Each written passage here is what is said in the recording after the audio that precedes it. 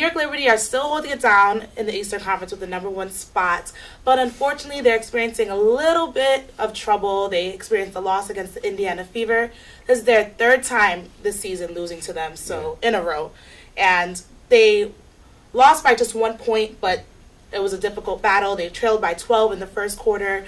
But, of course, Tina Charles and Epiphany Prince was the team leaders as they've been doing the past few games. Sure. Mm-hmm. Tina had 18 points. Epiphany had 15.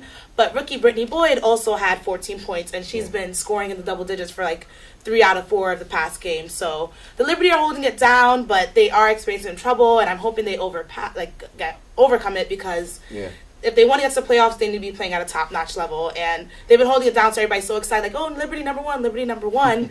But it's important that they remember that they need to win to be #1 and continue to be #1. So hold it down, Liberty. You got a few more games. Crossing my fingers they get to the playoffs and kill it. Yeah, no, that's good for them because it's the first time, in a long time, they actually had some responsibility in being a solid team. Right. They haven't won like this since 2010. When they were 22 and 12. Yeah. But it seems like this season they just put a good collection of players together. You got Epiphany, you got Essence Carson, you got Tina Charles, and you got Swing Cash. So it's a good group they had together, and they just going through the pains of being a top tier team. Not everybody makes it there.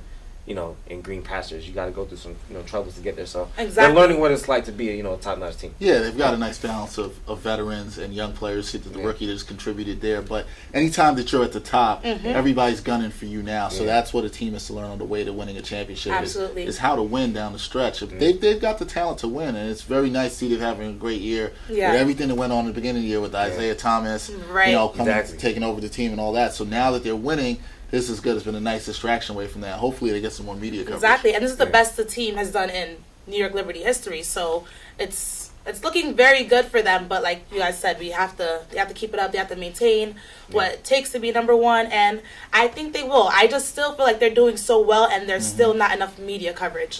It's a New York team, and New York is supposedly big on sports, and it's women's basketball, and it needs to be covered way more. That's just how I felt. We talk about this a lot, but it's the fact that it's not just the New York Liberty that doesn't get enough, sports coverage. It's women's sports in general. Right. You don't see the, YouTube clips of, she's a top tier basketball prospect. And these are her highlights.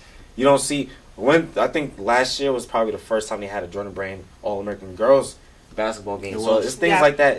Those things count. And when you see, you got Ball's Life channels, you got all these channels full of top tier prospects, they're all men. Yeah. You don't see, girls, put out there on that kind of level. I think it starts from the bottom. That's where it starts. We have to look at why this is going on, and some of that has to do with the fact that I think there's still a stigma around a lot of women's sports, including women's basketball, where sponsors don't want to get involved. Look, I'm a huge basketball fan. I love basketball. Good basketball is good basketball. Exactly. Right. And that's what matters. And I think that as there starts to be more dominance in the league, I think more players that sort of transcend the sport with the WNBA, which I think there has been. I think there's been some really good players that have done that, from Diana Taurasi and others. Yeah. When that happens more, I think women's basketball really needs somebody to dominate on a Jordan-like level.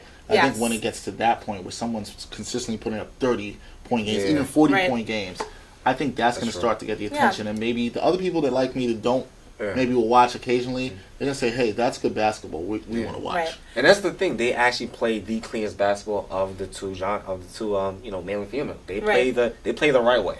Exactly. Very fundamentally sound.